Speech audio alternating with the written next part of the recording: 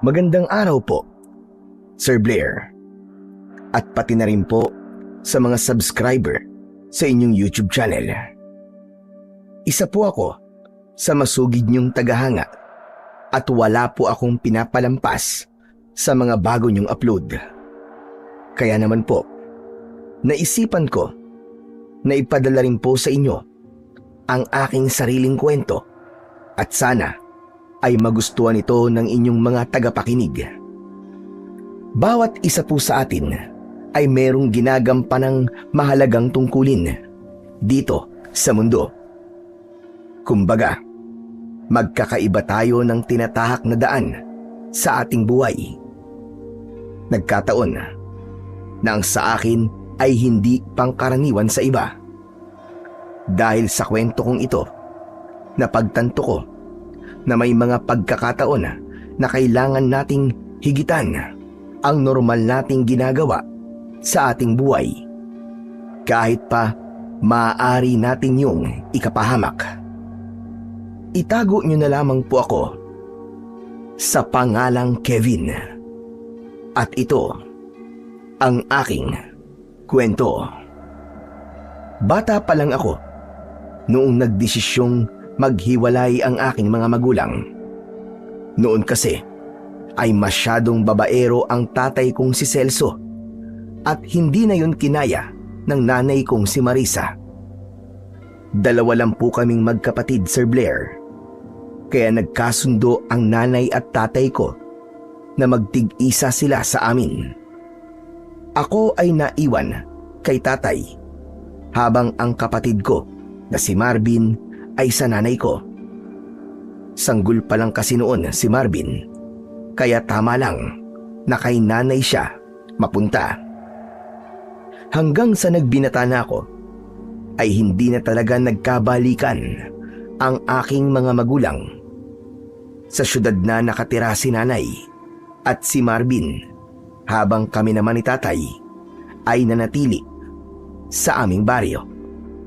Paminsan-minsan po ay nagtutungo ako sa syudad para magbakasyon at makasama ang nanay at kapatid ko.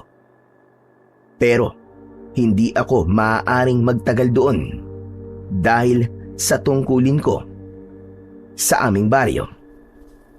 Isa kasi akong albularyo at ganun din si tatay. Sa kanya ko natutunan ang kakayahan ko sa panggagamot. Noon pa man ay interesado na ako sa ginagawa ni tatay. Sobra akong humahanga sa kanya dahil napakarami na niyang napagaling na taong may sakit. Hindi lang sakit ang kaya niyang lunasan, kundi maging yung mga ginagambala ng mga lamang lupa o mga elemento. Kahit nga ang mga kinukulam ay napapagaling din niya. Isang umaga, matapos gamutin ni tatay ang isang batang may sakit, ay tinulungan ko siyang iligpit ang mga ginamit niya sa panggagamot. Tay, ano po palang sakit ng batang ginamot niyo kanina? Lagnat at ubo. Ang sabi ng nanay ay halos 1 linggo nang may sakit yung anak niya.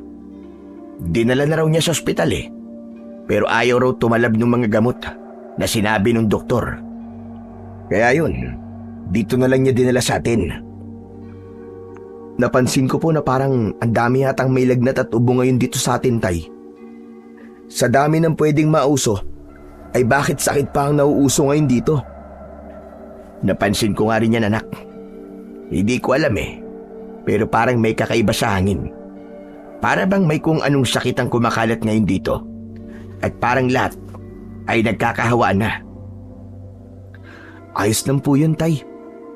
Nandito naman po kayo Sigurado po ako na kayang-kaya niyong gamutin ang lahat ng magkakasakit dito sa atin. Anong ako lang? Ikaw din, Kevin. Ano pa't tinuruan kita ng kaalaman ko kung hindi mo ako tutulungan sa panggagamot, hindi ba? Hindi niyo naman po ako kasing galing, tay. Kumbaga kayo po ang hari ng albularyo dito sa lugar natin. Ako ho prinsipe pa lamang. Marami pa po akong kakainin bigas para maging kasing husay niyo ako pagdating sa panggagamot. Saan mo nakuha mga ganyang salita, ha?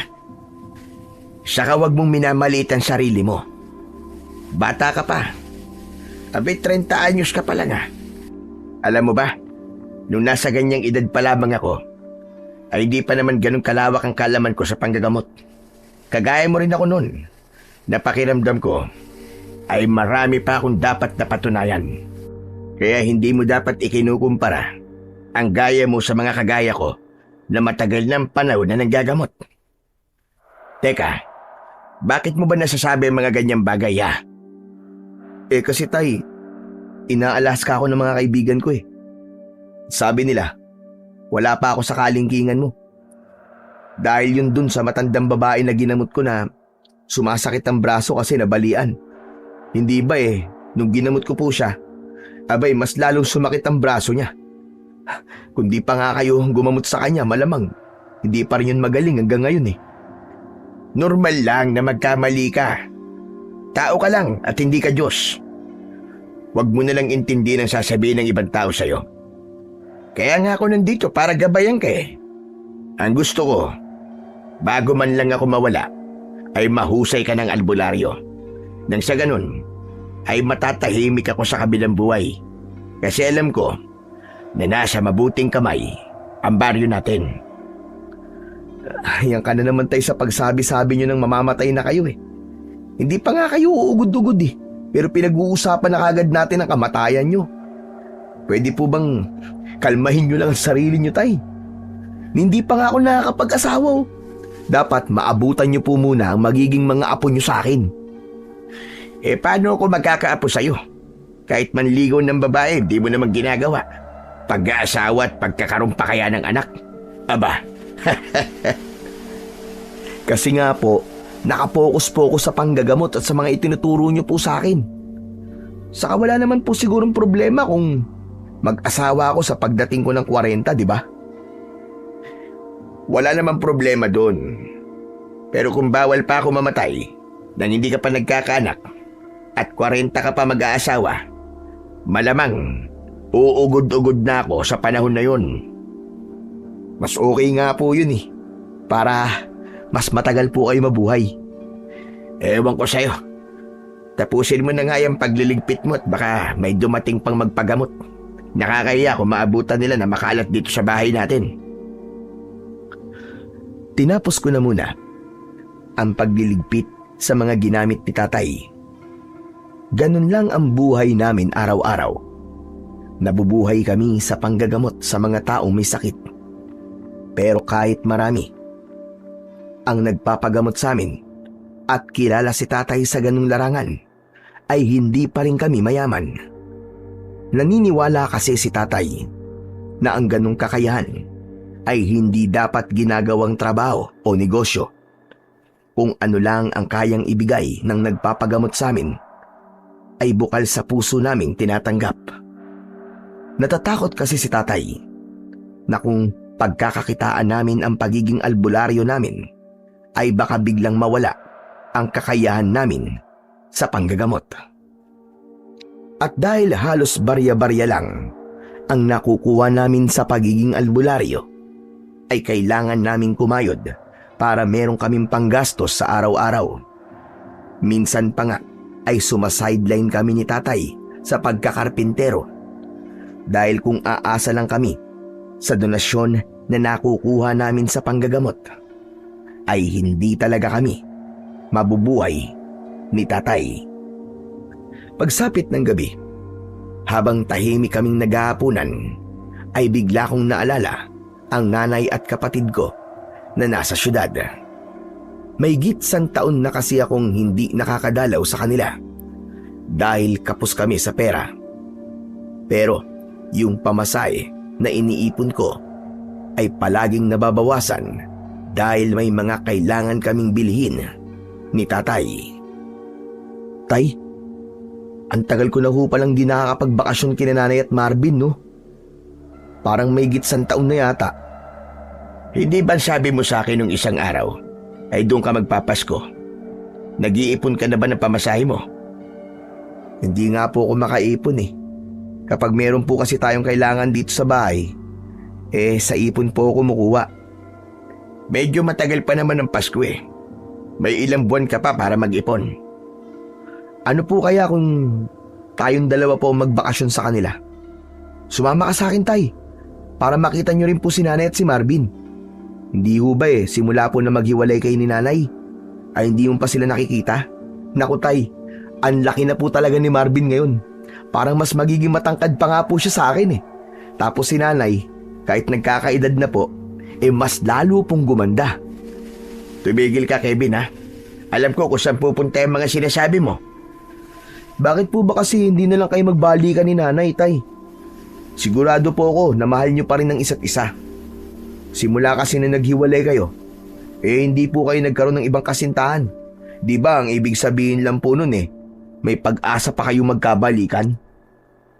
Tama ka naman. Mahal ko pa rin ang nanay mo hanggang ngayon. Nang hiwalayan niya ako, ay doon ko napagtanton lahat ng pagkakamali ko. Napakalaki ng kasalanan ko sa kanya. At hindi ko siya masisisi kung bakit mas pinili niya na iwalayan ako. Masyado ko siyang nasaktan sa pagiging babaero ko. Nagbago naman ako, pero huli na ang lahat. Ang nanay mo, hindi ko sigurado kung mahal pa rin niya ako. Isa pa, mukhang masaya na siya na wala ako sa buhay niya. Kaya tanggapin na lang natin na ganito talaga ang kapalaran ng pamilya natin. Sa totoo lang po, hanggang ngayon umaasa pa rin po ako na mabubuo pa ang pamilya natin, Tay. Gusto ko pa rin na magkabalikan po kayo ni Nanay. Tapos, dito na ulit sila titira ni Marvin. Alam nyo nakakainggit po kasi yung ibang pamilya na buo at masaya. Kung ako lang ang tatanungin, gusto kong magkabalikan talaga kami ng nanay mo. Pero dapat ay ganun din ang nanay mo. At hindi pwedeng ako lang ang may gusto. Maraming beses ka nang nagpunta sa kanya sa syudad. Kahit ba isang beses di niya nabanggit sa'yo na gusto niyang makipagbalikan sa akin? Hindi pa po Nakita mo na. Ibig lang sabihin ay wala siyang interes na balikan ako. Ganun lang yun, anak. Baka naman po ang gusto ni Nanay ay kayo po magsabi nun sa kanya. Yung kayo po ang maunang magsabi na gusto niyo makipagbalikan. Kayo po ang manuyo. Subukan niyo pong gawin yun, Tay. Pagpunta ko po nun sa Pasko, sumama kayo sa akin. Tapos sabihin niyo yun sa kanya. Kayo naman po kasi may kasalanan Kaya dapat, kayo po ang unang gumawa ng unang first move. Pambihira na yan. May una na, may first move pa. Mukhang kailangan mo yatang bumalik muna sa pag-aaral, ha, Kevin? Si tatay naman, parehas na rin yun. Pero Tay, seryoso ako Ano kaya? Kaya niyo po bang gawin yung sinabi ko? Kanina ko pa sinasabi na hindi, di ba? Saka nahihiya pa akong humarap sa nanay mo. Baka kapag nakita ko nun bigyan lang niya ako ng mag-asawang sampal. Baka mamaya may anak pa na uppercut. Di tanggapin niyo po. Pero malay niyo, di ba baka napatawad na po kayo ni Nanay. Baka hinihintay niya lang talaga na suyuin niyo po siya. Ewan ko sa'yo, Kevin. Kung mangyayari ang isang bagay, mangyayari yan. Pero mas magiging mabilis na mangyari ang gusto natin, Tay, kung kikilos tayo at hindi aasa sa kapalaran. Masyado kang maraming alam. Tama na nga yan. Kumain ka na lang dyan at pagkatapos ikaw ang maghugas nito mga pinagkainan natin. Ano, Tay? Bakit ako na naman? Kaninang umaga at tanghali ako na po nagugas Alaga naman ako. Ang dami kong ginamot kanina. Gusto mo bang pasmay ng mga kamay ko? Sabi ko nga po, ako na maghuhugas. Hindi na ako nagsalita. Pagkatapos nun, at itinuon ko na ang aking atensyon sa pagkain. Pero, hindi pa rin naalis sa utak ko ang posibilidad na magkabalikan ang mga magulang ko. Kahit matagal na silang hiwalay, ay hindi pa rin nawawala ang pag-asa ko na mangyayari yon. At naniniwala ako na mangyayari lamang yon kung si tatay ang unang kikilos dahil siya ang dahilan kung bakit nakipaghiwalay si nanay sa kanya. Sa mga lumipas na araw, ay mas naging abala kami ni tatay sa panggagamot sa mga taong dinapuan ng lagnat at ubo. Halos araw-araw ay merong nagpupunta sa bahay para magpagamot. Hindi lang mga nakatira sa aming baryo, kundi maging sa ibang lugar din. Doon namin napagtanto na talagang may kumakalat na sakit na mabilis na makahawa. Kaya naging maingat din kami dahil mahirap kapag kami mismo ang tinamaan ng sakit na yon. Isang hapon, nakita ko si tatay na nakaupo sa labas ng aming bahay. Nakatanaw siya sa malayo at parang malalim ang iniisip. Lumapit ako sa kanya. Umupo ako sa tabi niya. Magluluto na po ba ako ng ulam natin, tay, para sa hapunan? Nagugutom ka na ba? Hindi pa naman po. Pero kay tay, baka gutom na po kayo. Hindi pa. Medyo busog pa ako. Maya-maya ka na magluto. Sige po, tay. Pero grabe po ang nangyayari dito sa baryo natin, no? Hindi lang po pala rito, kundi pati na rin po sa ibang lugar. Parang habang tumatagal parami ng parami ang nagkakasakit. Yan na nga rin ang iniisip ko eh. Mukhang kailangan na natin ng tulong mula sa gobyerno. Dalawa lang tayong albularyo rito at hindi natin to kaya kung patuloy na dadami ang magkakaroon ng sakit. May nakita po ako kahapon na nagpunta po rito na mula sa health center. Sa tingin ko po pumikilos na po sila. Sana nga. Nakakaawa mga taong dinadapuan ng sakit na yon. Lalo-lalo na mga bata. May mga napapagaling nga tayo, pero mas marami ang dumadagdag na nagkakaroon ng sakit. Pero alam niyo po ba ang nakakatuwa sa mga nangyayari ngayon, tay? Ang dami pong taong nagpapasalamat sa atin, lalong-lalo na po sa inyo. Kahapon nga po nung bumibili po ako ng itlog sa tindahan, abay akalain niyo lumapit sa akin sa Aling Sonia. Halos maiyak po siya sa pagpapasalamat sa akin kasi dalawa po pala sa apo niya ang napagaling niyo. Ang sabi ko naman po sa kanya, mag-ingat na lang sila sa susunod para hindi na ulit sila mahawaan ng kumakalat na sakit. Hindi naman sa gusto kong may ganitong nangyayari sa baryo natin. Pero sa ganitong mga pagkakataon kasi, ay nakikita natin ang pagpapahalaga ng mga tao sa atin. Napakasarap kasi sa pakiramdam na marinig mula sa mga tao na nagpapasalamat sila sa atin. Magsasalita pa sana ako nang isang lalaki ang dumating. Nakasakay siya sa motor at nalaman namin na isa siyang kartero o yung nagdadala ng mga sulat. Isang sulat ang inabot niya sa akin dahil sa akin yon nakapangalan. Nang umalis na ang kartero ay saka ko lang tinignan kung kanino galing ang sulat. Tay, galing pala kay nanay itong sulat ah. Bakit hindi mo pa buksan para malaman natin kung anong sasabihin ng nanay mo? Tsaka baka may pera yan. Malay mo naman. Malabong may pera to, tay. Kailan po ba sumulat si nanay na may kasamang pera? Sa bagay, tama ka. Pero buksan mo na nang malaman na natin kung anong laman ng sulat na yan. Pinunit ko ang sobre at inilabas ko mula roon ang isang yellow pad. Inilapit ko kay tatay ang sulat upang mabasa niya rin yon. Seryoso kami sa pagbabasa ng sulat ni nanay at nang nasa kalagitnaan na kami ng sulat ay may pag-aalala kaming nagkatinginan ni tatay. Hindi muna kami nagsalita at itinuloy namin ang pagbabasa hanggang sa natapos na kami.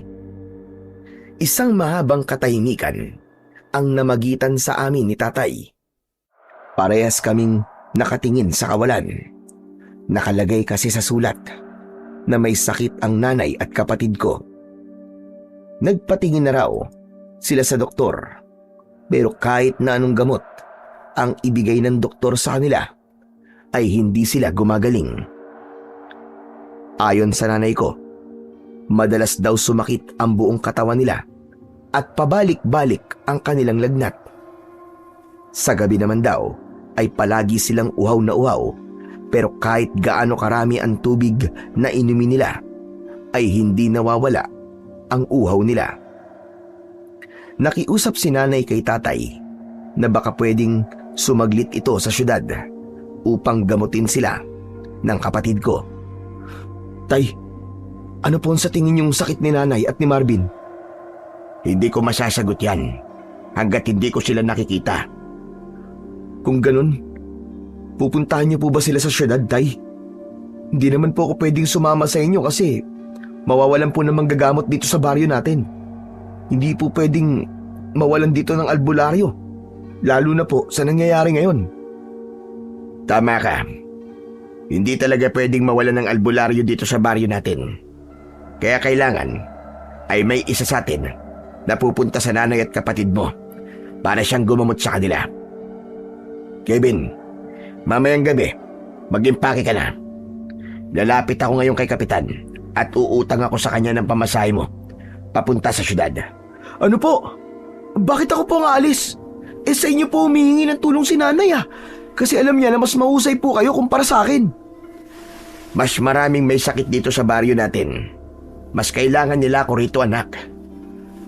Yan po ba ang totoong dahilan o baka naman dahil hindi niyo po kayang harapin si nanay?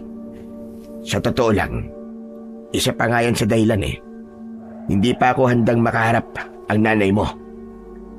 Pero tay, kahit pumunta lang po kayo kay nanay para gamutin po sila ni Marvin, kahit wag niyo na pong pag-usapan yung pagbabalikan niyo. Ang importante po ay matignan at magamot niyo po sila. Pasensya ka na. Pero hindi ko pa talaga kayang makaharap ang nanay mo. Kung hindi niyo po siya kayang harapin, ako naman po, hindi ko rin po alam kung kaya ko silang pagalingin, tay. Wala po akong ideya sa kung anong sakit ni nanay at Marvin. Mas malawak po ang kaalaman niyo. Kaya kayo po ang dapat na gumamot sa kanila. Pagkakataon mo na ito, anak, para patunayan ang sarili mo. Maniwala ka sa kakayahan mo, kagaya ng paniniwala ko sa kaya mong gawin. May tiwala ako sa iyo. Alam ko na kayang-kaya mong pagalingin ang nanay at kapatid mo. Kaya ikaw na lang ang pumunta sa kanila, habang ako naman ay pagpapatuloy ko ang panggagamot ko sa mga taong may sakit dito. Mukhang kahit anong sabihin ko po, hindi po magbabago ang isip nyo. Sige na nga. Ako na po ang pupunta kay nanay. Pero kung sakali po na hindi ko po sila kayang gamutin, tay, susulat po kaagad ako sa inyo para pasunurin kayo ron, Sigurado ako na hindi mangyayari yan. Dahil alam ko na kaya mo silang pagalingin. Ngayon nagkasundo na tayo. Pupunta muna ako kay Kapitan para mangutang ng pamasahe mo. Magluto ka na rin ng hapunan natin para makakain na tayo mamaya pagdating ko. Nang umalis si tatay, ay kumilos na ako para magluto. Pero hindi ko magawang ituon ang aking atensyon sa ginagawa ko dahil sa pag-aalala ko kina nanay at Marvin. Taimtim akong nagdasal sa Diyos na sana ay hindi ganun kalala ang sakit nila at magawa ko sana silang pagalingin. Sa awa ng Diyos ay nagawang makakuha ni tatay ng pera para kay Kapitan. Ayon kay tatay ay sinabi ni Kapitan na wag na namin yung bayaran at sinobrahan pa yon ni Kapitan para meron akong panggastos kahit paano pagdating ko sa syudad. Pagkatapos naming maghapunan ay nagsimula na akong mag-empake ng mga damit at ilang gamit ko. Habang ginagawa ko yun ay lumapit si tatay sa akin. Siguruhin mo lang na wala kang makakalimutan Yung pera mo, ingatan mo. Ilagay mo sa hindi madaling makuha.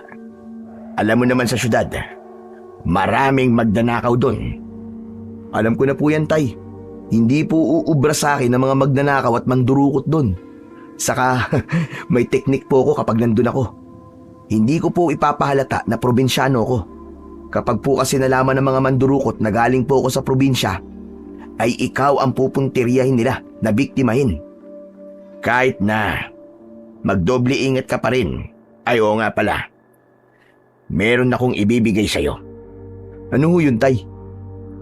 Isang medalyon ang inabot sa akin ni tatay. Nanlaki ang mga mata ko nang malaman ko kung ano yon. Ang medalyon kasi na yon ay ipinamana kay tatay ng lolo niya na isa ring kilalang albularyo noon.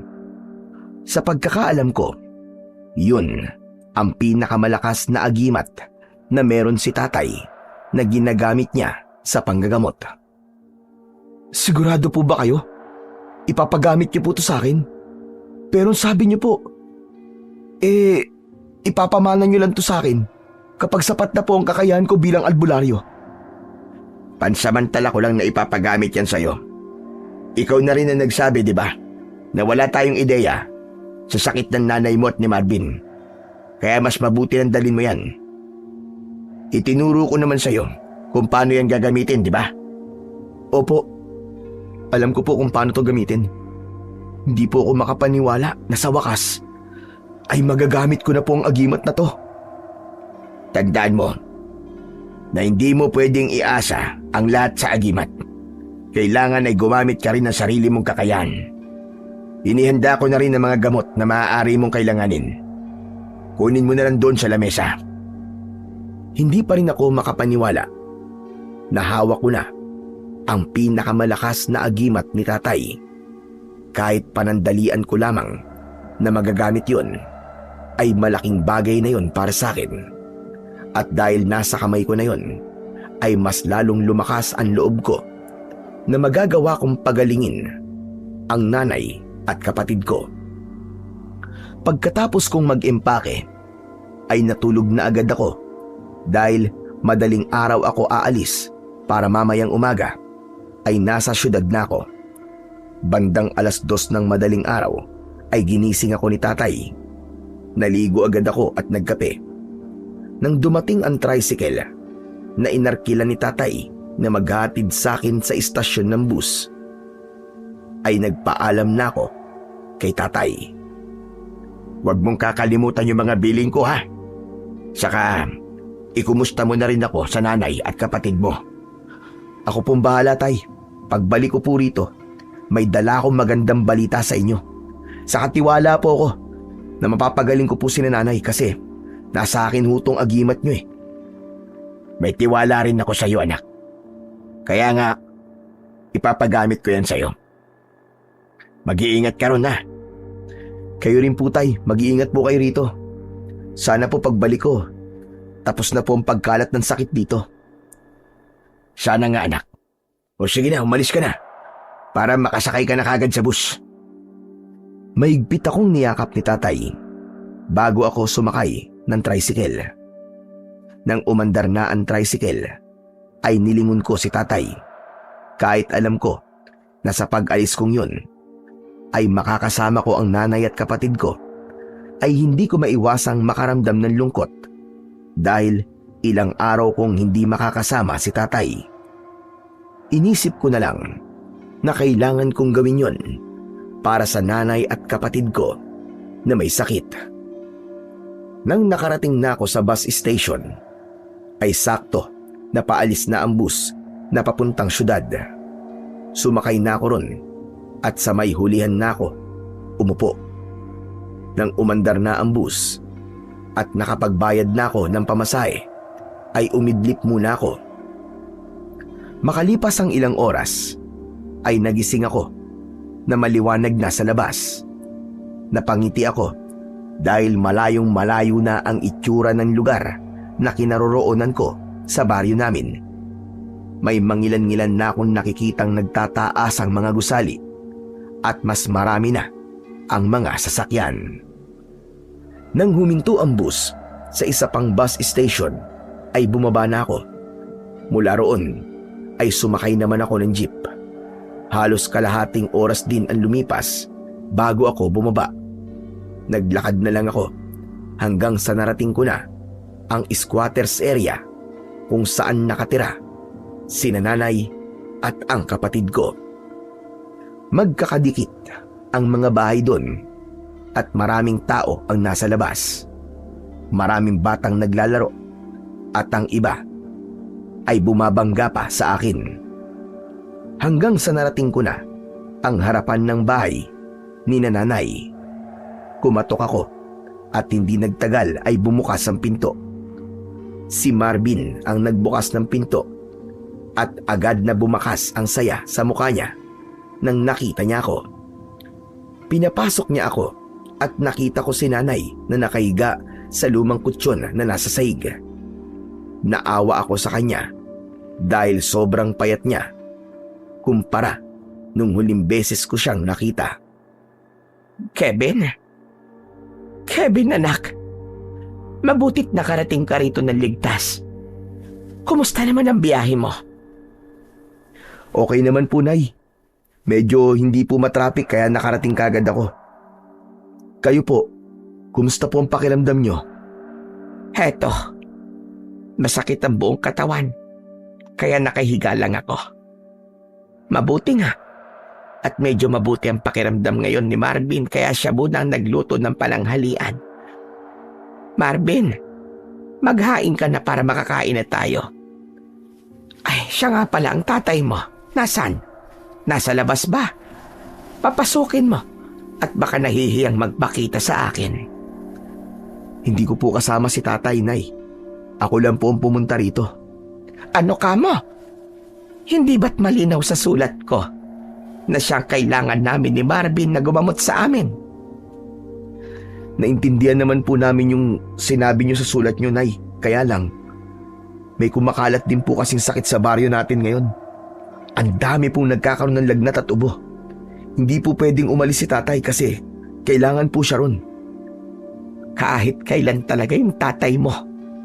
Hanggang ngayon ay hindi pa rin niya alam kung ano ang dapat niyang unahin. Eh sinong gagamot sa amin ngayon? Ako po, Nay. Nakalimutan niyo na po ba? Albularyo na rin po ako ngayon. Yun nga lang, hindi pa po ako kasing galing ni tatay eh. Pero wag po kayong mag-alala. Kasi, Nay, ipinahiram po sa akin ni tatay yung agimat niya. Tignan niyo po, suot ko nga tong pinakamalakas na agimat na ginagamit niya nun eh. Aba, oo nga ano.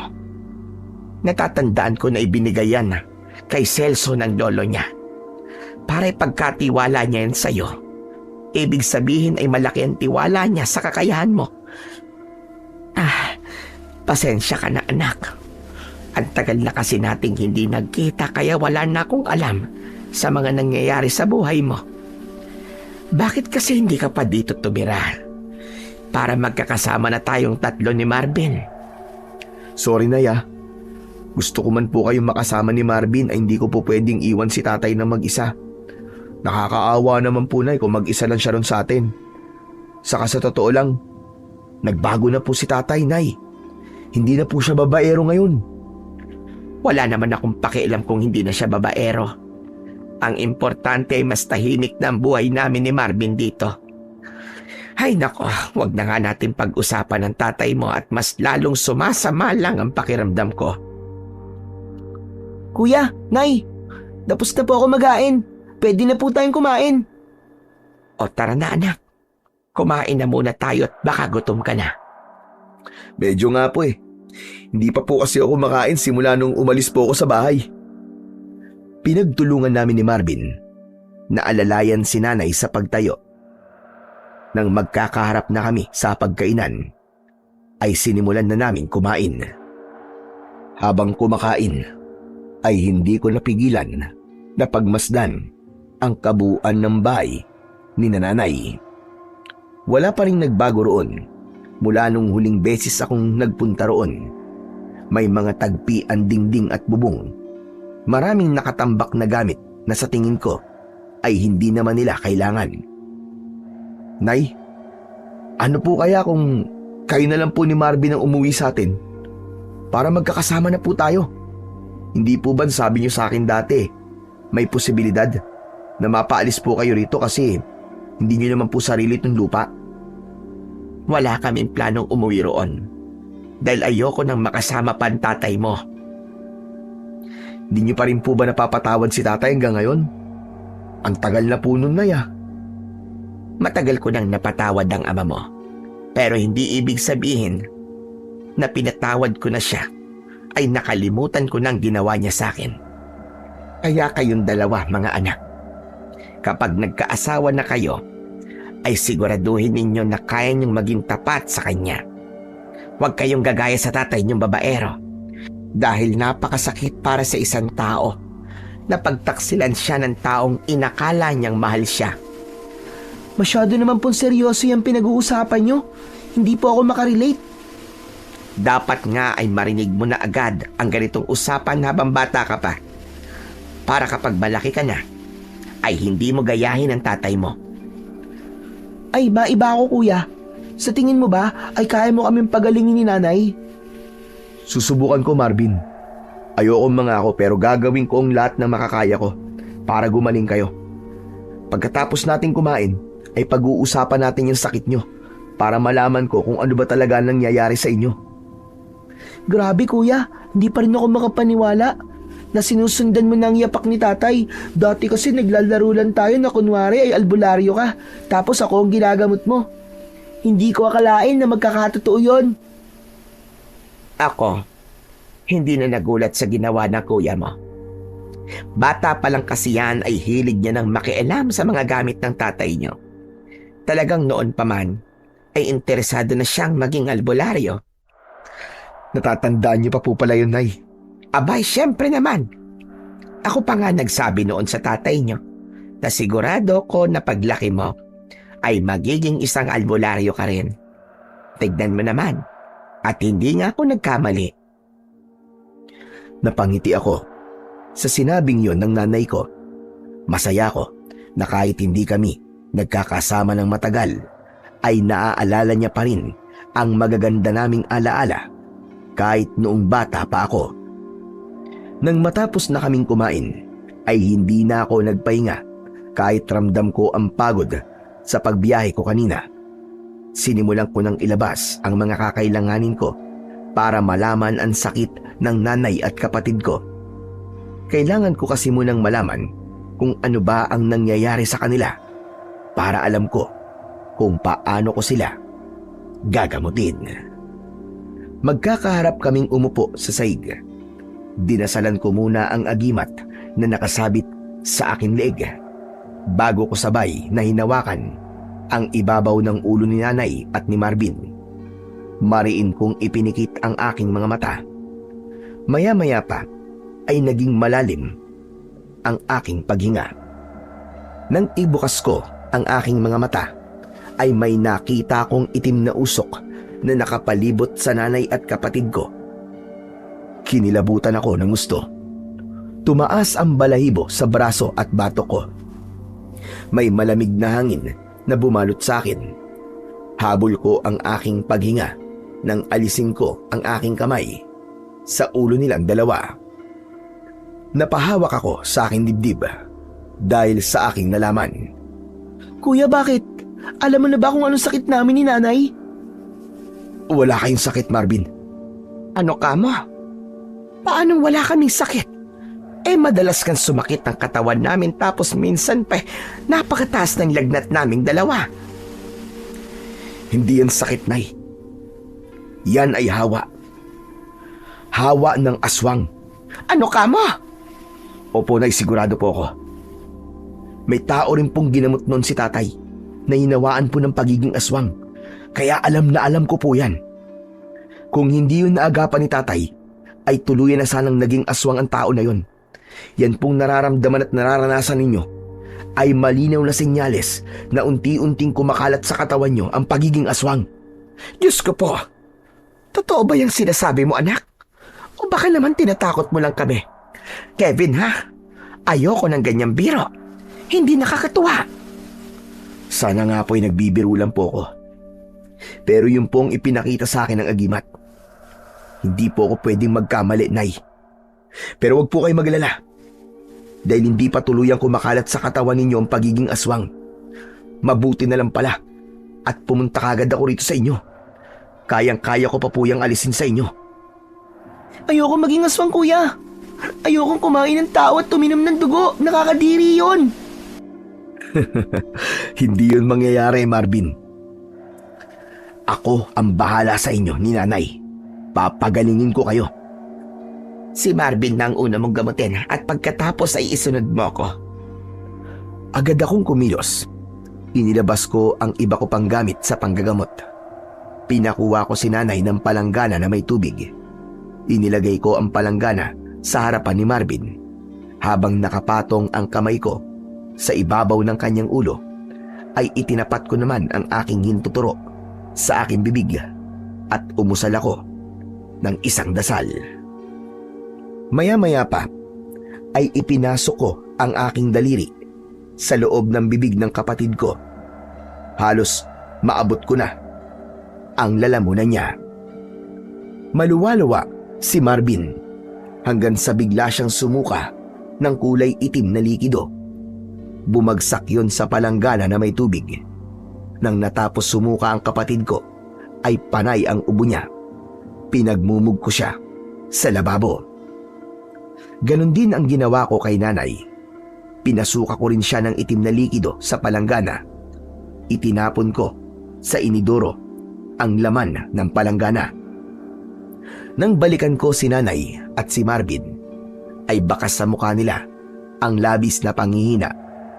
Kumuha ako ng tubig at pinainom ko sila pareho. Kumusta na po ang pakiramdam nyo? Medyo masakit pa yung lalamunan ko, kuya.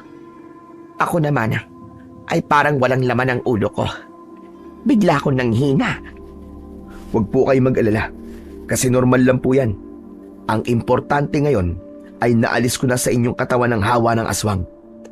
Pero dito po muna ako habang bumabawi pa kayo sa lakas nyo. Ako munang mag-aalaga sa inyong dalawa. Maraming salamat, anak. Nakaka-proud na isa ka nang ganap na albularyo ngayon. Salamat dahil ginamot mo kami ng kapatid mo. Wala po yun, Nay. Hindi niyo po kailangan magpasalamat sa akin. Kasi hindi ko naman po kayo pwedeng pabayaan. Mahal na mahal ko po kayo. Pero kuya, hindi na ba talaga kami magiging aswang ni nanay? Hindi na, bunso. Nailabas na ng katawan nyo yung inilagay ng aswang sa inyo bago pa yung kumalat ng tuluyan sa buong katawan nyo. Sino naman kaya yung aswang na nanghawa sa atin, Nay? Abay, malay ko. Hindi ko alam. Wala akong ideya kung paano tayo nahawaan ng pesteng aswang na yon. Wala po ba kayong pinaghihinalaan na pwedeng aswang dito sa lugar nyo? O baka merong isang tao na may nagpakain sa inyo ng pagkain? Wala akong maalala. Hindi ko talaga alam, anak. Sa ngayon, Nay, mag-iingat po muna kayo. Huwag po kayong tatanggap ng pagkain sa ibang tao. Magpahinga na po muna kayo ni Marvin. Kailangan niyo pong makabawi ng lakas. Ikaw din, anak. Magpahinga ka rin muna at alam kong pagod na pagod ka sa biyahe. Maraming salamat ulit, Kevin. Hindi ko talaga akalain na magagawa mo kaming pagalingin ng kapatid mo. Nang sandaling yon, ay hindi ko maipaliwanag ang kasiyahan ko. Bukod kasi sa naalis ko na kina Nanay at Marvin ang hawa ng aswang, ay naramdaman ko rin na labis akong ipinagmamalaki ng nanay ko. Alam ko na hindi siya makapaniwala na kaya ko nang gawin ang ginagawa ni tatay bilang isang magaling na albularyo. Sa sumunod na 2 araw ay hinayaan ko muna sina Nanay at Marvin na makapagpahinga. Ako muna ang nagbenta ng tinitinda nilang basahan sa may mga sasakyan na dumadaan sa kalsada. Hindi ko na muna sila masyadong pinakilos para maging mabilis ang pagbalik ng kanilang lakas. Isang umaga, nang nagising ako, ay nakita ko si Nanay na nagluluto sa kusina. Agad akong bumangon at lumapit ako sa kanya. Nay, ako na ho kayang gagawa niyan. Magpahinga ka na lang muna, Nay. Ayos lang ako, anak. Malakas na ako. Sa kailang araw na rin na ikaw ang palaging gumagawa nito sa bahay. Hayaan mo na lang na ako. Kayang-kaya ko na to, anak. Sigurado po ba kayo, Nay? Oo naman. Saka madali lang lutuin itong sinangag. Hindi ako mapapagod dito, ano ka ba? Sandali nga't gigisingin ko ng kapatid mo. Ikaw na muna maghalo dito. Nilapitan ni Nanay ang natutulog na si Marvin at malakas niyang tinapik sa hita. Ako naman ay hinalo ang nakasalang na sinangag dahil baka masunog yon. Marvin, anak, Gumising ka na nga dyan. Tirik na ang araw. Nanay naman eh. Natutulog pa yung tao eh. Bumili ka muna ng itlog sa tindahan. Bilisan mo na't kakain na tayo. Kapag talaga bakasyon ay na kung bata ka, hindi ka maasahan dito sa bahay. Puro ka na lamang tulog at hilata. Bahagya ako natawa nang nagdadabog na sumunod si Marvin sa utos ni nanay. Matapos yun, ay bumalik na si nanay sa kusina at siya na ang nagtapos sa pagluluto ng sinangag. Nang naluto na yon, ay nagsalang naman siya sa apoy ng takure na may lamang tubig. Umupo si nanay sa tabi ko. Kumusta naman pala ang tatay mo sa probinsya natin? Uy, si nanay. Tinatanong kung kumusta si tatay. Bakit, nay? Namimiss niyo na po ba si tatay? At ano namang mamimiss ko sa kanya? Yung pagiging babaero niya? Tsaka, porke ba nangungumusta namimiss na kagad? Nagbibiro lang po ako. Masyado naman po kayong defensive. Okay lang naman po si tatay sa atin. Pero sigurado ako na aligagayon ngayon dahil nga po rin sa kumakalat na sakit sa lugar natin, saka sa mga kalapit na lugar. Malamang, nag-iisang albularyo roon ang tatay mo. Ay, dalawa pala kayo. Pero dahil nandito ka, ay talagang mag-isa lang pala siya. Nay, may itatanong po pala ako sa inyo. Ano yon, anak? Nay, huwag ka magagalit ha. Pero, wala ka na po bang balak na makipagbalikan pa kay tatay? Para naman po mabuo na ang pamilya natin. Mas okay po kasi kung magkakasama na ulit tayong apat, di ba? Sino ba namang nanay ang ayaw na buo ang pamilya niya? Pero anak, imposible na magbalikan pa kami ng tatay mo. Kasi wala na ang tiwala ko sa kanya. Napatawad ko na siya, oo.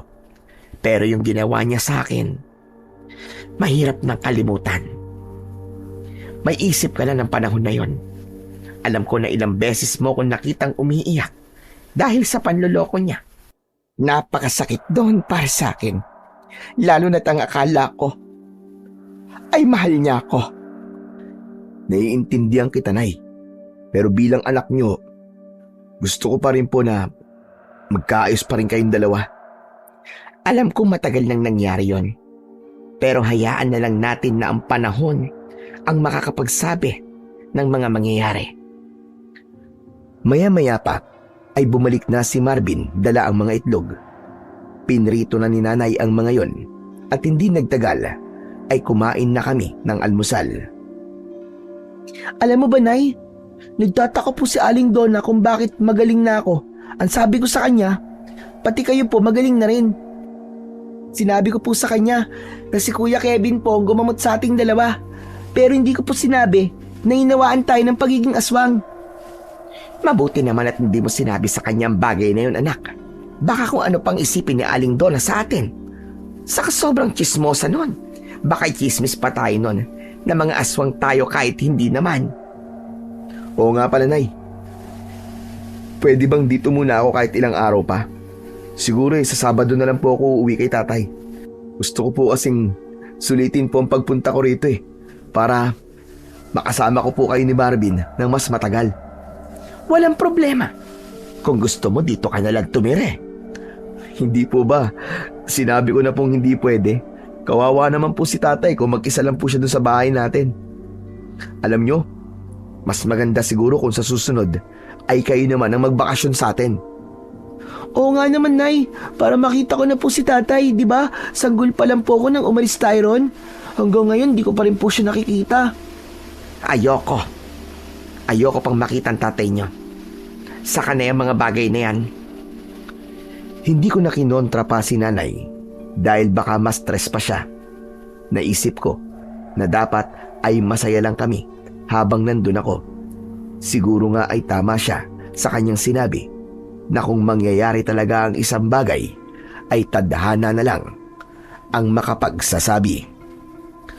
Pagsapit ng hapon ay mag-isa ko sa bahay. Si nanay kasi ay nagbebenta ng basahan habang si Marvin naman ay may pinuntahan. Nakakita ko ng mga lumang aklat At para hindi ako mainip, ay nagbasa muna ako. Habang nagbabasa, ay may kumatok sa pinto. Pagbukas ko ng pinto, ay isang babae na may kasamang batang lalaki ang nakita ko. Tinanong niya ako kung ako nga ba si Kevin na anak ni Marisa. Nang sabihin kong oo, ay sinabi niya na nakarating sa kanya na isa akong albularyo. Aniya ay ilang araw nang may lagnat ang anak niya at baka pwede raw nagamutin ko.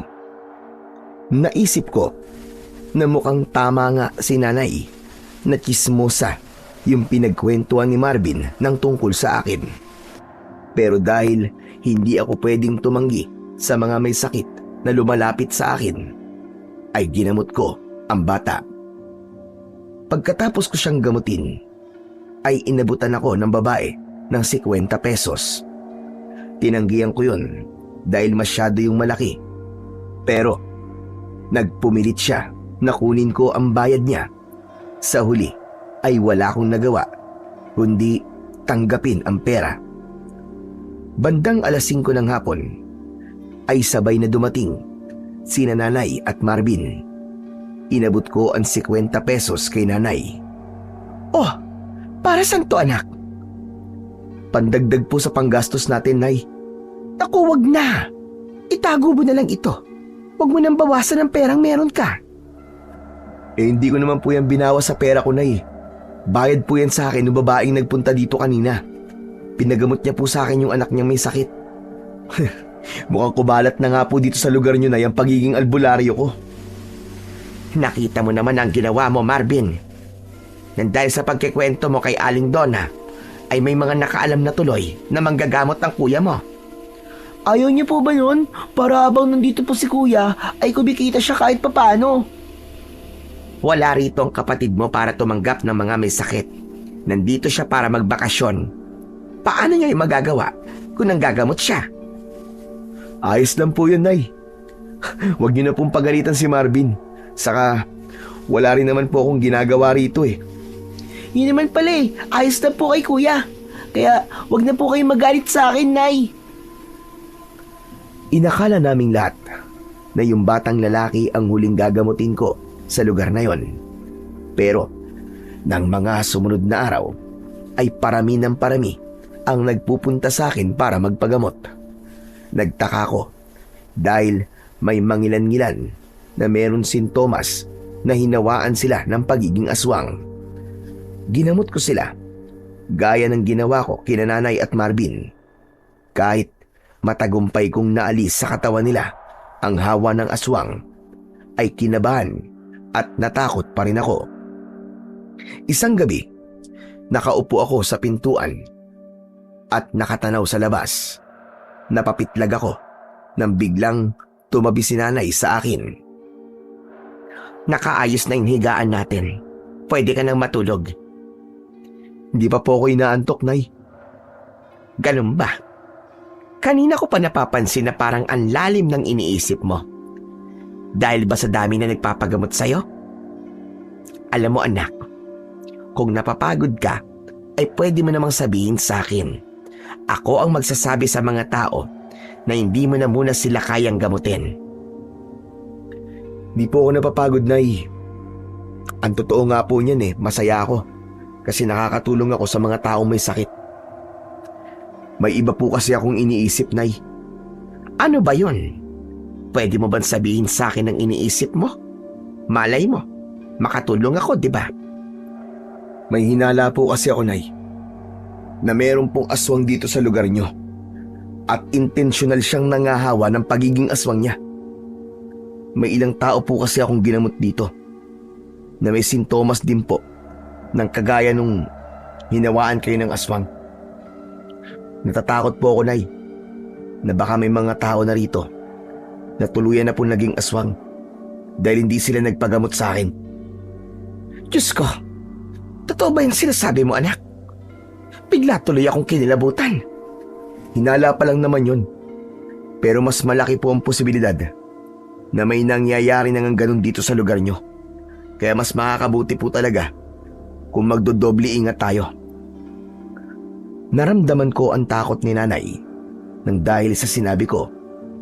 Napagtanto ko na hindi pa rin pala ako pwedeng umalis kagad dun. Hindi ko kasi kayang iwan ang lugar na yon nang hindi ako sigurado na ligtas ang nanay at kapatid ko. Nang mga sumunod na araw ay patuloy pa rin ang pagpunta ng mga taong may sakit sa akin para magpagamot. Labis kong ikinatuwa nang ikwento sa akin ni nanay na marami siyang nakakausap na mga ginamot ko at sinabi na napagaling ko sila. Ipinarating din ni nanay sa akin ang pasasalamat ng mga taong yon. Isang umaga ay lumabas ako para bumili ng soft drinks sa malapit na tindahan. Habang bumibili ako ay isang lalaki na sa tansya ko ay nasa 40 ng edad at napansin ko na masamang nakatingin sa akin. Meron siyang makapal na bigote at ang buhok niya ay hanggang balikat.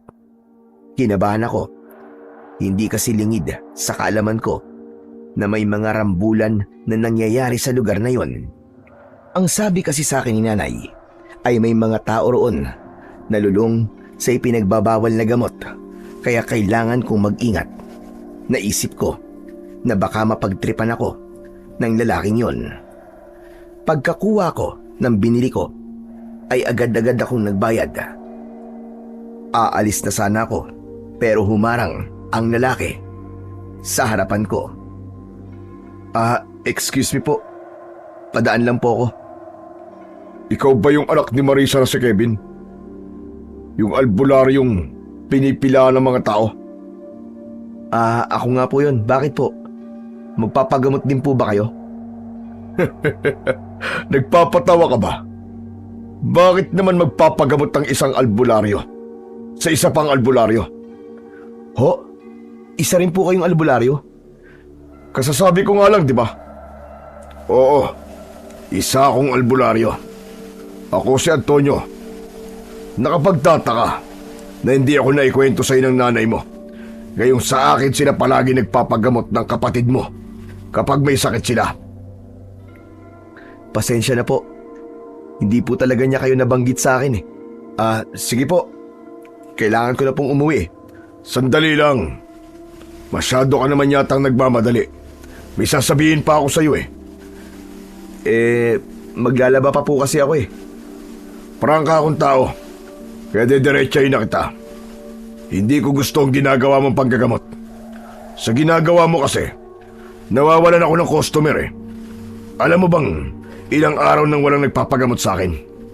Kung di ka aalis dito, mas mabuti na itigil mo na ang ginagawa mo. Pasensya na po ulit kayo. Pero hindi ko po pwedeng tanggihan ang mga taong humihingi ng tulong sa akin. Isa po kasi yon sa itinuro sa akin ng tatay ko. Kahit po gaano kahirap o kakomplikado ang sakit ng isang tao, ay kailangan ko pa rin subukan na gamutin sila. Hindi po ako pwedeng tumanggi sa kanila. At isa pa po, hindi po natin pwedeng diktahan ang mga tao kung kanino sila magpapagamot. Ngumiti ako kay Antonio habang siya ay seryoso pa rin ang muka. Kapansin-pansin ang paggalaw ng kanyang panga na para bang nagpipigil siya ng galit. Nang hindi na siya nagsalita, ay magalang ako nagpaalam sa kanya at saka ako naglakad papalayo. Napakabilis ng kabog ng dibdib ko. Hindi ko naman kasi alam na meron ng albularyo sa lugar na yon at hindi ko rin intensyon na agawan siya ng mga taong nais magpagamot. Ang tanging hangad ko lang ay ang makatulong sa mga tao. Pagsapit ng gabi, ay iniisip ko pa rin ang mga sinabi sa akin ni Antonio. Medyo kinakabahan pa rin ako dahil wala akong ideya kung gaano kalalim ang galit niya sa ginagawa ko. Kevin anak, ang lalim naman yata ng iniisip mo. Kumain ka na. At hindi na masarap yung tinola kapag lumamig yan. Nay, may sasabihin po ako sa inyo. Pero mangako po kayo sa akin na hindi po kayo magre-react ng malaki ha. Sige, nangangako ko.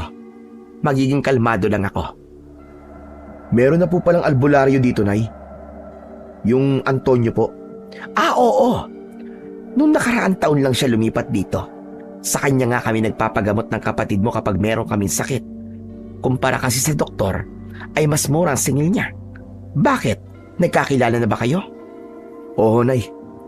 Kanina lang po dun sa may tindahan. Ang sabi po niya, hindi po niya gusto na nanggagamot ako rito. Inaagawan ko raw po siya ng customer.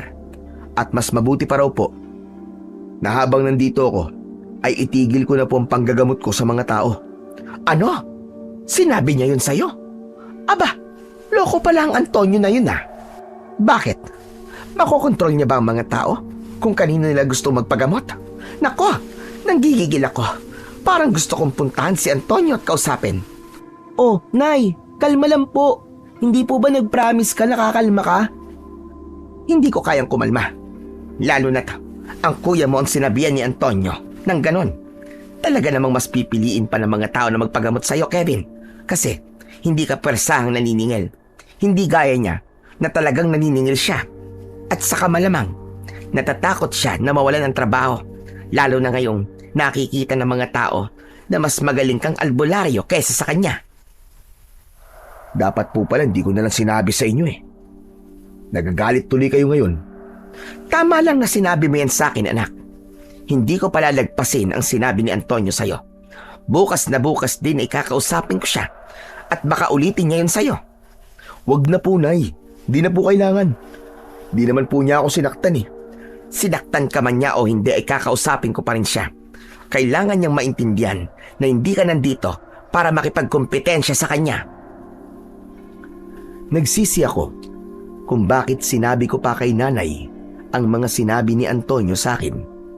Pero sa emosyon na meron si nanay ng sandaling yon, alam ko na hindi ko siya kayang pigilan sa gusto niyang gawin. Pagsapit ng 12:00 ng hating gabi, ay mahimbing kaming natutulog. Magkakatabi kaming nakahiga sa lumang kutsyon. Naalimpungatan ako dahil sa ingay na naririnig ko sa bubong. Parang may taong naglalakad doon. Nung una ay inisip ko na pusa lamang yon.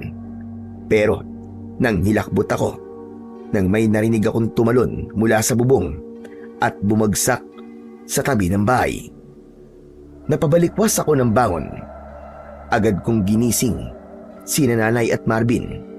At bago pa man sila makapagtanong kung anong nangyayari, ay biglang nasira ang isang parte ng dingding ng bahay at mula roon ay pumasok ang isang nakakatakot na nilalang na may matutulis na mga kuko at ngipin.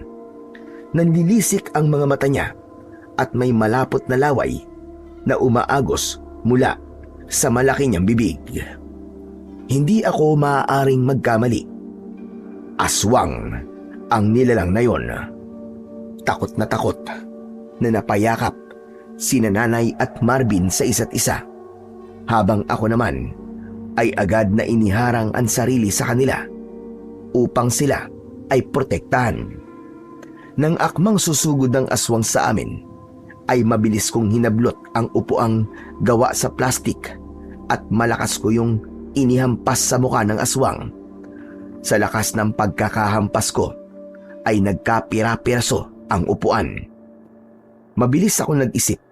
Tumakbo ko para kunin ang isang garapon ng asin sa may lutuan. Binuksan ko yon at sinabuyan ko ng asin ang aswang.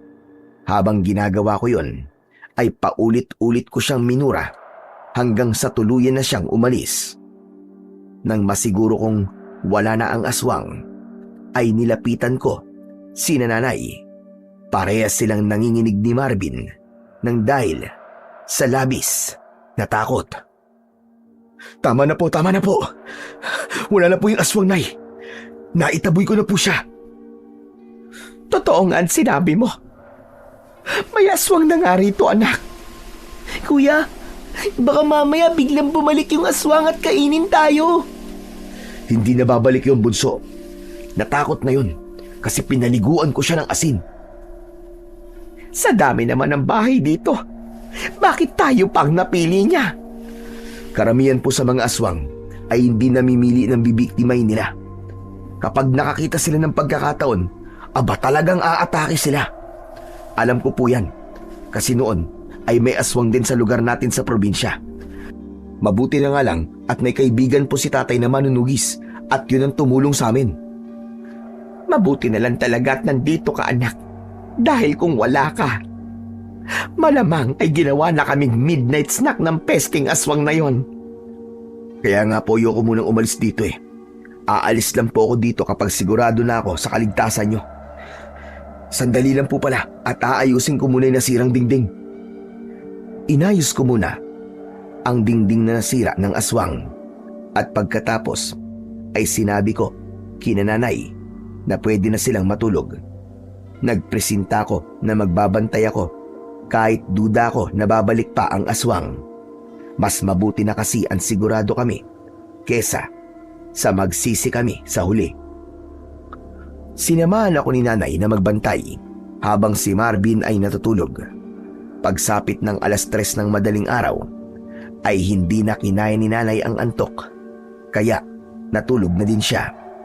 Habang ako naman ay nananatiling gising upang makasiguro ko sa kaligtasan naming lahat.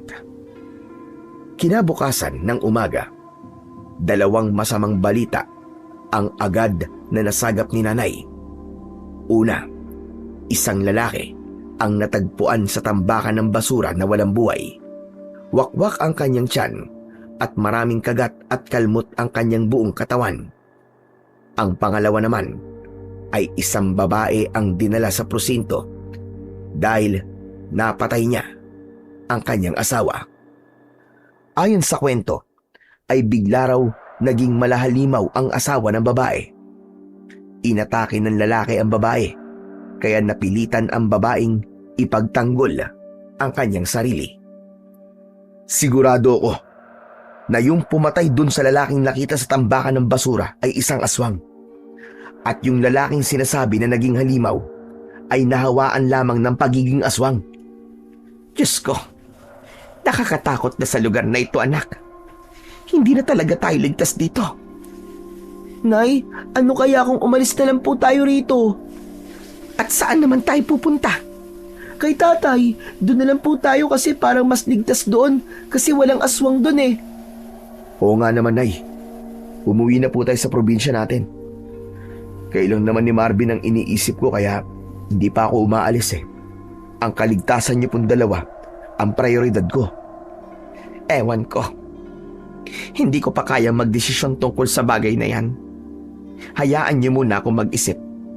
Teka, maiba ako. Pinuntahan ko pala si Antonio sa bahay niya kanina.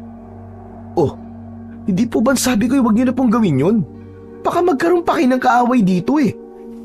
Ay nako, bakit ba takot na takot kang magkaroon ako ng kaaway rito? Wala akong pakialam kung magkaroon ako ng kaaway kung dahil sa pagtatanggol ko sa inyo dalawa ng kapatid mo. Ayun na nga, pinuntahan ko siya pero ayaw niya akong harapin. Alam ko naroon siya dahil naririnig ko yung tunog ng TV niya sa loob. Huwag niyo na pong intindihin si Antonio, Nay. Ang mabuti pa po siguro eh, ako na lang ang kumausap sa kanya. Ipapaliwanag ko sa kanya na hindi ako magtatagal dito at aalis din naman ako. Kapag wala na ako rito, ay sa kanya na ulit pupunta ang mga tao para magpagamot. Sigurado ka ba? Kaya mong gawin yan? Oo naman po. Kaya ko po ang sarili ko. Pero Nay, pag-isipan niyo po yung napag-usapan natin kanina. Kailangan po ay magdesisyon na kayo kung gusto niyo bang doon na muna tayo sa probinsya natin habang hindi pa maganda ang sitwasyon dito. Hayaan mo at pag-iisipan ko ang bagay na yan. Bigyan niyo lang ako ng sapat na panahon. Umasa ako na papayag si nanay sa gusto namin ni Marvin. Hindi ko alam, pero pakiramdam ko ay marami pang hindi magandang mangyayari sa lugar na yon at kailangan na naming umalis sa lalong madaling panahon. Ang plano ko sana ay puntahan na si Antonio sa bahay niya pagkatapos naming mag-usap ni nanay, pero hindi ko yun nagawa dahil may mga dumating para magpagamot. Sila muna ang inuna ko. Isa sa 5 nagpagamot sa akin ang nakitaan ko ng sintomas na hinawaan ng pagiging aswang at muli akong nabahala dahil wala akong ideya kung ilan pa sa mga tao roon ang hinawaan na ng aswang na yon. At aminado ko na ang tanging solusyon para mabigyan na ng tuldok ang lahat ay ang malaman namin kung sino ang aswang. Nang wala nang nagpapagamot, ay pinili ko muna ang magpahinga at nawala sa isip ko na pupuntahan ko si Antonio.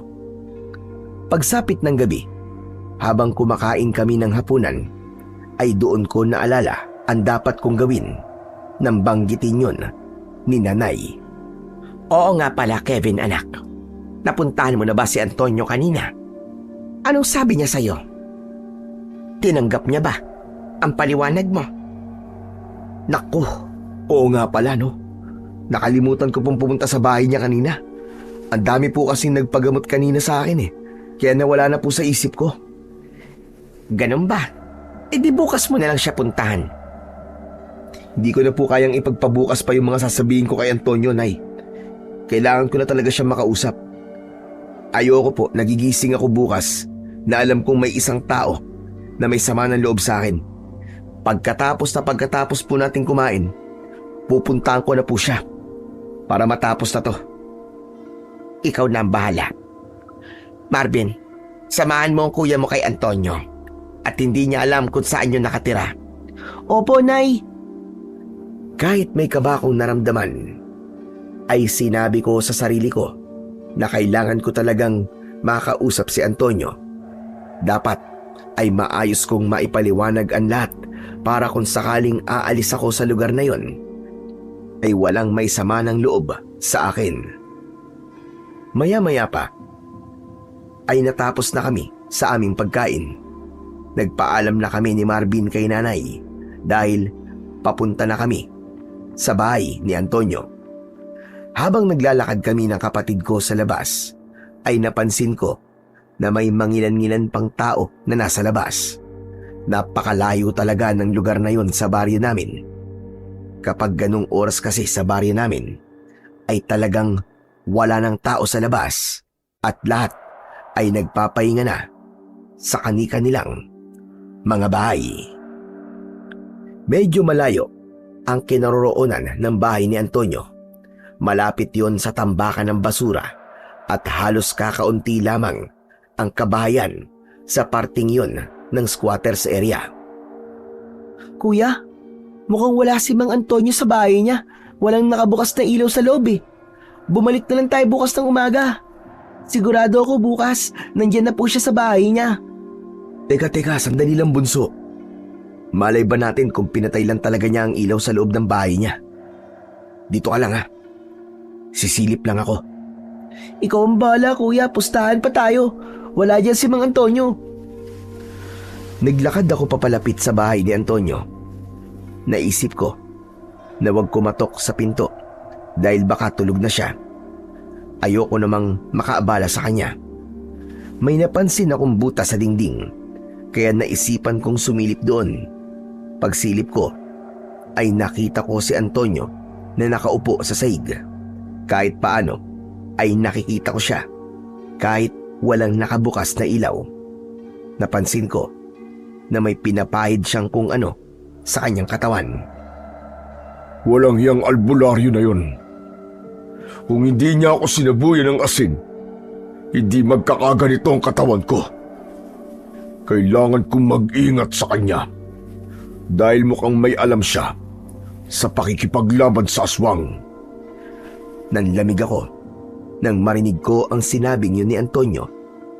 Naging malinaw sa akin na siya ang aswang na umatake sa amin nung nakaraang gabi.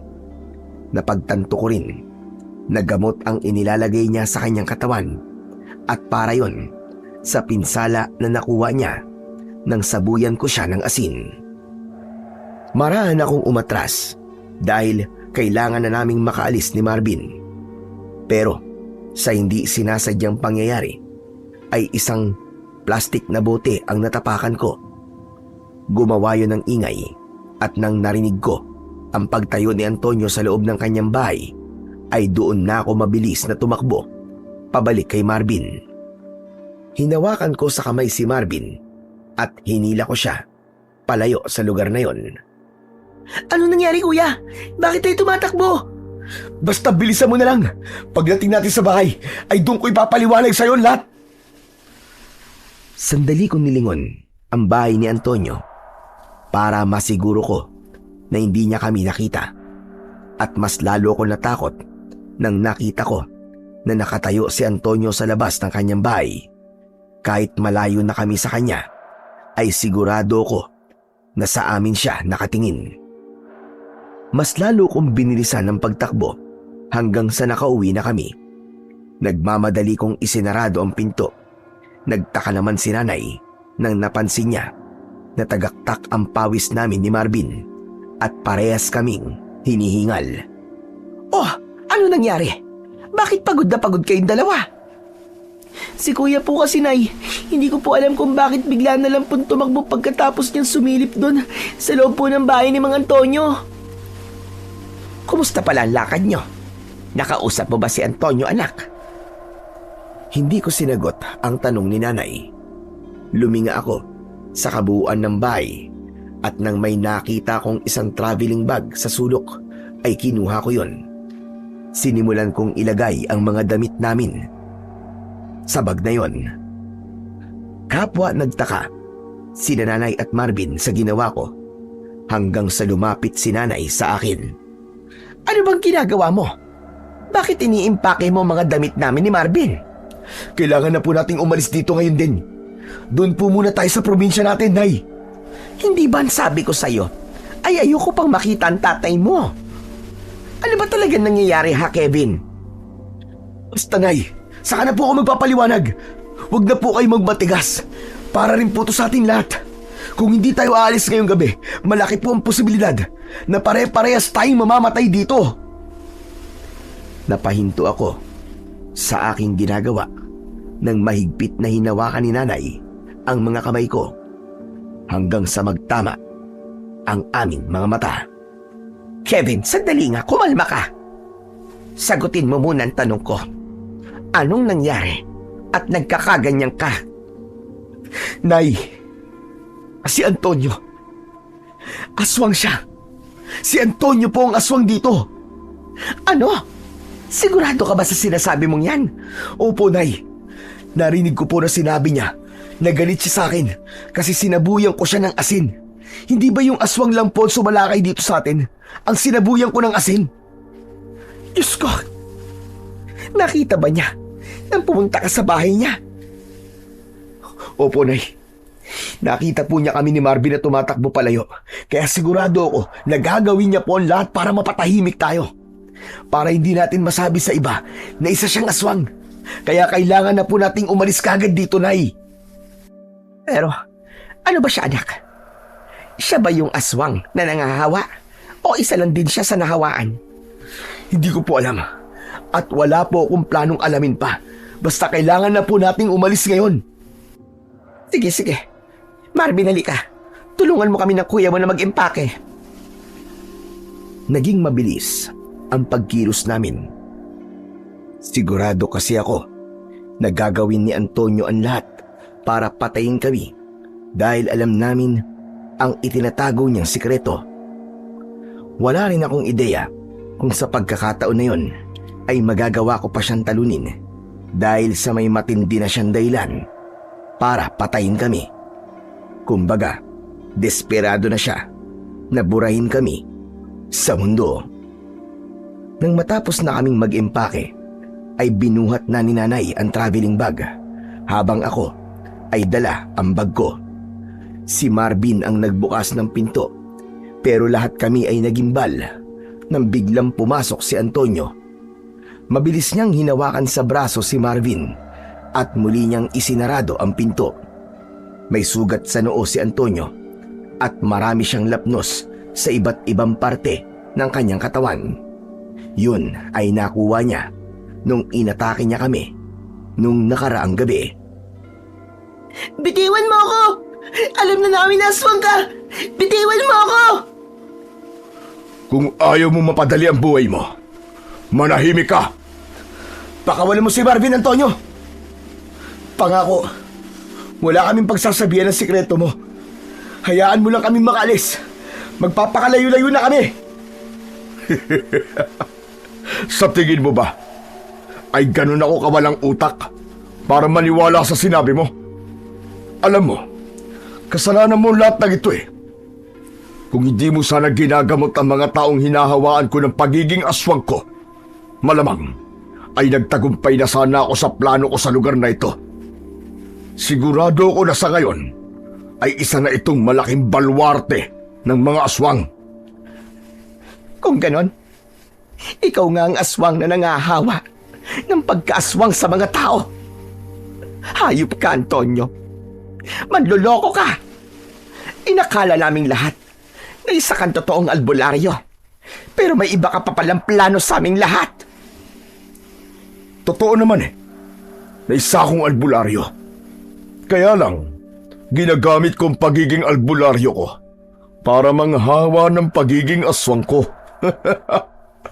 Natatandaan mo ba yung tsa na pinainom ko sa inyo ng anak mo nung huling beses na nagpagamot kayo sa akin? Nilagyan ko yun ng aking dugo. Ganun ang ginagawa ko para maging kagaya ko rin kayo. Pero nang dahil sa anak mong albularyo, nasira ang lahat. Tapos ngayon, nalaman pa niya kung ano talaga ako. Kaya pasensyahan tayo. Pero kailangan ko na kayong patayin. Hindi muna ako nagsalita.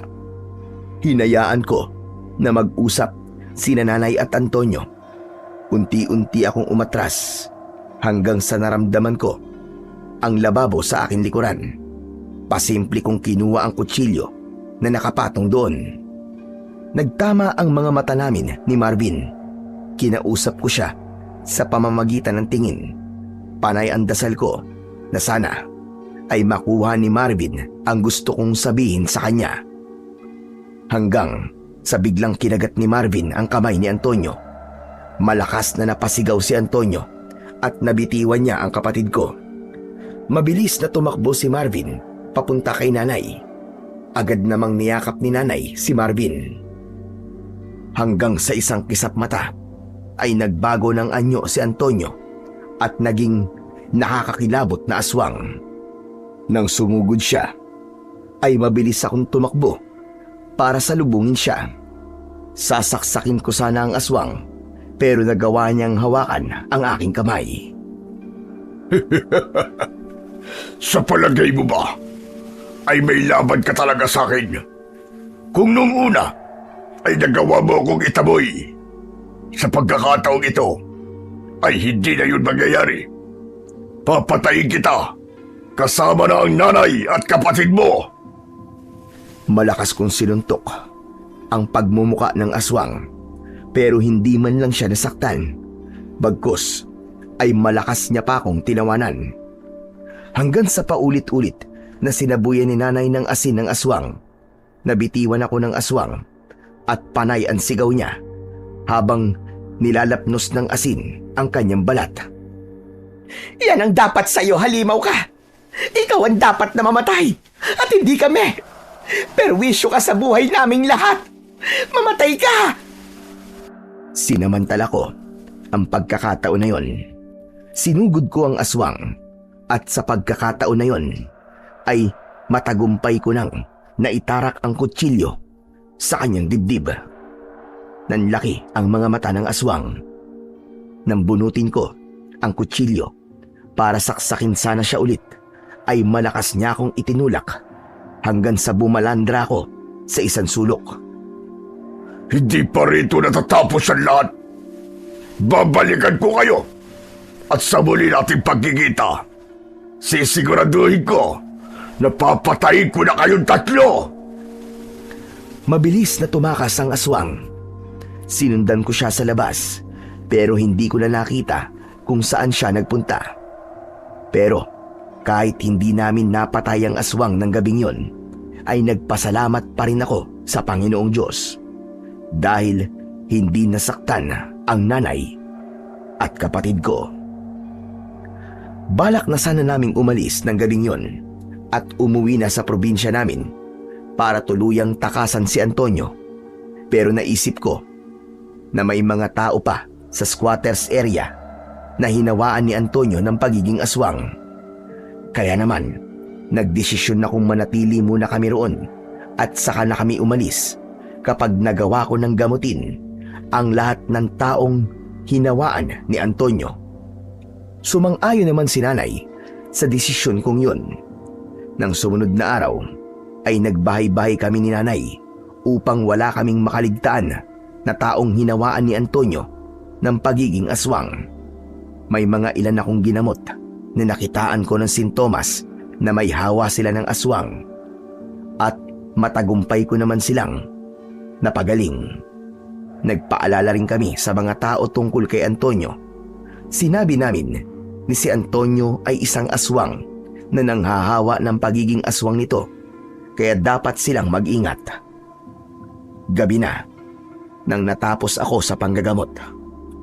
Nang sandaling yon ay sigurado na ako na wala ng tao sa squatters area ang may posibilidad na maging aswang. Kaya naman, naging panatag na ang aming kalooban nang umalis kami sa lugar na yon. Hindi na kasi maaaring manatili pa roon sina Nanay at Marvin dahil buhay pa rin si Antonio.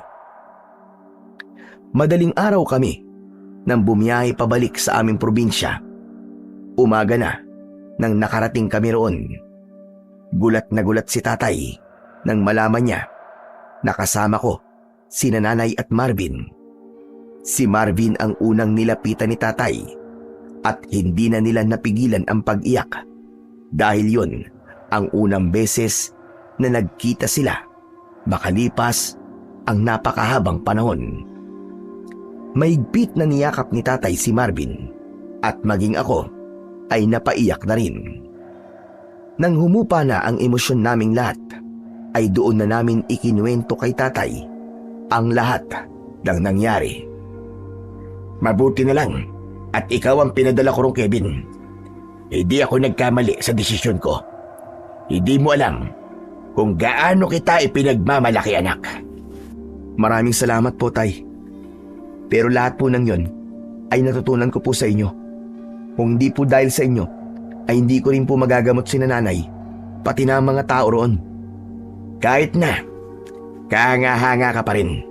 Dahil kahit hindi ka nakikipaglaban sa aswang, ay ginawa mo pa rin. Nagawa ko po yun, tay, dahil po sa pagmamahal ko kay nanay at kay Marvin. Wala po akong ibang nasa isip nun, kundi ang protektahan ko sila. Ay oo nga pala, tay. Kumusta na po pala rito sa atin? May kumakalat pa rin po bang sakit dito? Wala na, anak. Nang napagaling ko ng lahat ng dinapuan ng sakit, ay tumigil na sa pagkalat ang sakit. Kaya wala na kayong dapat na ipag-alala. Ang inaalala ko lang ay kung saan ako matutulog, lalo na't iisa lang pala ang higaan dito. Huwag kang mag-alala, Isang. Wala akong planong tumabi sa'yo. Kahit sa sahig ako matulog, ayos lang. Basta wag lang kitang makitabi sa pagtulog. Aba, lalo naman ako, no?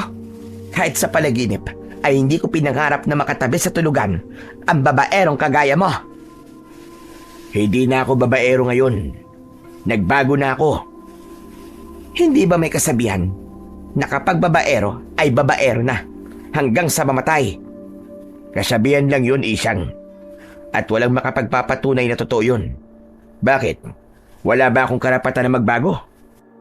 Kahit itanong mo pa kay Marvin kung nagkaroon ba ako ng nobya matapos mo kong hiwalayan. At wala ang magiging sagot niyan. Ayan na. Ngayon na nga lang ulit kayo nagkitang dalawa tapos mag-aaway kagad kayo. Mamaya na nga po natin problemahin yung pagtulog natin. Magpasalamat na lang po tayo na ligtas na tayo ngayon at malayo na po tayo kay Antonio. Mataray na inirapan ni nanay si tatay. Nang sandaling yon ay napakasaya ko kahit hindi pa rin magkasundo ang aking mga magulang dahil magkakasama na ulit kami sa iisang bubong. Naisip ko nga ng mga sandaling yon na kahit papano ay may maganda ring naidulot ang masasamang nangyari sa amin sa syudad dahil yon ang naging daan para muli kaming magkabuklod-buklod. Kinagabihan, nakita ko si Marvin na mag-isang nakaupo sa labas ng aming bahay. Lumapit ako sa kanya at tinabihan ko siya. Hoy, Marvin. Pumasok ka na ron sa loob. Malamig na rito. Mamaya na kuya, may iniisip lang kasi ako. Hindi kasi ako makapaniwala na nandito na ako sa lugar kung saan ako pinanganak. Tapos kasama ko na rin si tatay. Kaya lang, medyo nahihiya pa ako kay tatay kuya. Ayos lang yan. Normal yang nararamdaman mo kasi hindi ka naman lumaking kasama siya. Pero sigurado ko na kapag tumagal ay mawawala na yung hiya mo sa kanya. Pero kuya, sigurado ka ba na hindi na tayo masusundan dito ni Mang Antonio? Oo naman, sigurado ako. Tsaka mas ligtas tayo rito kesa dun sa syudad. Eh paano kuya? Kung malaman niya kung nasan tayo, kung masundan tayo. Kapag nangyari yon, akong bahala. Hindi ako papayag na masaktan niya kayo. Lalong-lalo na ikaw. Ang swerte ko naman kasi may kuya akong nakagaya mo. Hindi ka lang albularyo kasi kaya mo pang makipagbakbakan sa aswang. Bahagya akong natuwa sa sinabi ni Marvin. Ginulo ko ang buhok niya at inakbayan ko siya. Sinamahan ko siya sa labas habang pinagmamasdan namin ang kalangitang puno ng bituin. Mabilis na lumipas ang mga araw at isang linggo na simula nang umalis kami sa syudad. Halos araw-araw na nagtatalo sina nanay at tatay pero tila naging normal na yon sa amin ni Marvin. Kampante na rin ako na ligtas na kami mula kay Antonio dahil sigurado ko na hindi niya alam kung saan kami nagpunta. Nang malapit na ang fiesta sa aming lugar, ay nagkaroon ng peryahan sa plaza. Tuwing gabi ay nagpupunta kami roon. Pero isang gabi, hindi sumama si tatay sa amin dahil medyo masama ang pakiramdam niya. Kaya ako, si nanay at si Marvin lang ang pumunta sa peryahan. Halos 1 oras kaming nanatili sa peryahan bago kami nagdesisyong umuwi. May nakasalubong kaming nagbebenta ng balut at bumili si Marvin ng isa. Nang nasa harapan na kami ng bahay namin, ay nasa labas si tatay at nakaupo. Kevin, may bisita ka pala. Nasa loob siya ng bahay. Ho, bisita? Aba, wala naman po akong inaasahang bisitang darating ngayon ah. Kaibigan mo raw siya sa syudad. Ang mabuti pa'y pumasok ka na lang para makita mo siya. Nagtataka akong pumasok sa loob ng bahay namin. Laking gulat ko nang nakita ko si Antonio. Nakatayo siya sa gitna ng aming sala at may nakakatakot na ngiti sa kanyang muka. Kumusta ka na, Kevin? Ang akala mo ba ay matatakasan niyo ko? Hayop ka, Antonio. Paano mo kami nasundan dito? Hindi na mahalaga na malaman mo. Ang importante ay may pagkakataon na ako para patayin kayo. Sa tingin mo ba ipapayag ako na magtagumpay ka? Kung nagawa mo makatakas nun, ngayon, sisiguraduhin ko sa'yo na mapapatay na kita at dito kita ililibing. Biglang nag-anyong aswang si Antonio. Mabilis niya akong sinunggaban. Tumilapon ako palabas ng bahay at nagulat si nanay nang makita nila ang aswang. Pumaibabaw ang aswang sa akin at nang akmang sasakmalin niya ako ay bigla siyang sinabuyan ni Marvin ng asin na kasama sa balut na binili niya kanina. Napasigaw ng malakas ang aswang. Umatras ang aswang hanggang sa natumba siya. Mabilis akong pumasok sa aming bahay upang kunin ang bagong hasang itak. Paglabas ko sa labas ay wala na roon ang aswang. Anak ng putya! Nakatakas na naman ang hayop. Tay, nasaan yung aswang? Hindi namin alam. Bigla na lang siyang nawala eh. Kevin! Sa likod mo! Bago pa man ako humarap sa aking likuran, ay naramdaman ko na ang pagbaon ng matutulis na kuko ng aswang sa likod ko. Nang humarap ako, ay agad kong tinaga ang aswang. Bumaon ang talim ng itak sa balikat ng aswang. Hindi niya ipinakita sa akin na nasaktan siya kahit umaagos ang napakaraming dugo sa sugat na natamo niya. Papatayin kita at ang buong pamilya mo! Ikaw ang sumira sa lahat ng plano ko! Magagawa mo lang ang lahat ng yan kung mapapatay mo akong demonyo ka. Pero sigurado ako na hindi mo yung magagawa dahil uunahan na kita! Muli kong inatake ang aswang, pero mabilis siyang nawala sa aking harapan. Pinakiramdaman ko ang paligid. Naging alerto ako hanggang sa naramdaman ko na aatake ang aswang sa aking kaliwa. Umihit ako sa kaliwa at hindi nga ako nagkamali dahil naroon ang aswang. Nakaumang ang matutulis niyang mga kuko at bago pa siya tuluyang makalapit sa akin ay itinarak ko na sa leeg niya ang itak. Napanganga ang aswang habang may lumalabas na dugo sa kanyang bibig. Marahas kong hinugot ang napakatalas na itak at agad na bumagsak sa lupa ang aswang. Hindi pa ako nasiyahan. Dinaganan ko ang dibdib niya. Saka ko itinarak ang aking itak sa kanyang dibdib, direkta sa kanyang puso. Naghintay pa ako ng ilang sandali kung mabubuhay pa siya. Pero matapos ang ilang segundo ay hindi na siya gumalaw at doon ko na nasiguro napatay na siya. Agad na lumapit sina nanay, tatay at Marvin sa akin. Niyakap nila akong tatlo. Pero nang napagtanto ni nanay at tatay na magkayakap sila, ay tila ba napapahiyang lumayo sila sa isa't isa. Diyos ko po, salamat! Teka, patay na ba talaga ang aswang na yan, anak? Oo, nay. Tignan nyo, hindi na humihinga. Tinakas ako sa puso yan, nay. Kaya hindi na mabubuhay yan. Salamat naman sa Diyos. Napakalakas talaga ng pang-amoy ng Antonio na yan. Dahil hanggang dito, ay nasundan pa rin niya tayo. Pero wala na po kayong dapat na ikatakot, nay. Kasi, wala na siya. Tama ka, anak. Pero kung meron man dapat nasisiin sa nangyari ngayon, ay walang iba, kundi ikaw, Celso.